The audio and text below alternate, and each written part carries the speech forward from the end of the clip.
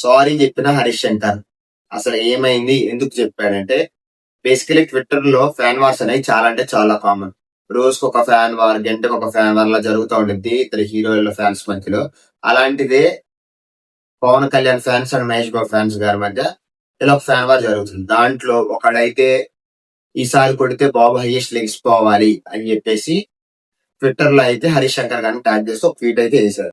ఆ post so POB Bob అని ఉంది. బేసికల్ గా మహేష్ బాబు గారు ముద్దుగా వాళ్ళ ఫ్యాన్స్ అయితే బాబ్ అని పిలుస్తారు. ఈ పోస్ట్ లో అయితే అది మహేష్ బాబు గారిని అన్నట్టే ఉంది.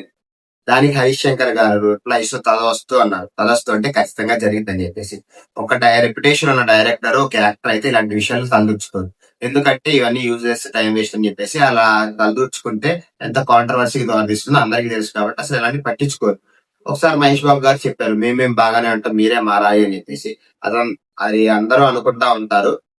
కానీ హరీష్ శంకర్ గారు ఇలా ట్వీట్ వేస్తుంటే అందరూ అయితే ఆశ్చర్యపోయారు. అసలు ఎందుకు వేసాడు ఈ ట్వీట్ అనేది చెప్పి అందరూ అయితే ఆశ్చర్యంలో ఉన్నారు.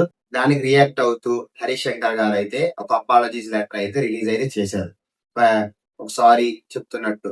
ఆ లెటర్ లో ఏముంది అంటే, నేను మహేష్ బాబు గారిని చాలా గౌరవిస్తాను. వారణాసి మూవీతో మళ్ళీ మహేష్ బాబు గారు అయితే ఇలాంటి రికార్డు చాలా సృష్టించాలి. నేనైతే ఇంటెన్షనల్ గా అనలేదు, ఏదో అన్ఇంటెన్షనల్ గా అలా అయిపోయింది అని చెప్పేశారు. అసలు ఎందుకు అలా అంటే మళ్ళీ ఎందుకు అపాలజీస్ లెటర్ అయితే రిలీజ్ చేస్తుందంటే నాకైతే అర్థం కాలేదు. నాకు తెలిసి ఒక మూవీ రిలీజ్ కు ముందు ఇలాంటి కాంట్రవర్సీస్ లో కొంచెం హీరోస్ రీసెంట్ గా వస్తున్న మూవీస్ కి హీరోస్ కానీ మూవీ టీమ్ కానీ ఏదో కాంట్రవర్సీ అయితే మూవీకి హైప్ వచ్చింది అనేలాగే చేస్తున్నారు. దాని భాగంలో హరీష్ శంకర్ చేశాడా? అసలు అది కూడా టైం వేస్ట్ పని. ఎందుకంటే పవన్ కళ్యాణ్ గారి మూవీ అంటేనే అసలు ఎటువంటి హైప్ అక్కర్లేదు, హౌస్ఫుల్ తో నిండిపోయింది. అసలు అందుకనే పవన్ కళ్యాణ్ గారు ప్రమోషన్స్ కూడా చేయరు. మరి హరీష్ శంకర్ ఎందుకు ఇలా చేశాడు? ఇంటెన్షనల్ గా చేశాడు, అన్ఇంటెన్షనల్ గా చేశాడు? మీకు ఏమనిపిస్తుంది అని అయితే కామెంట్స్ లో అయితే చెప్పండి.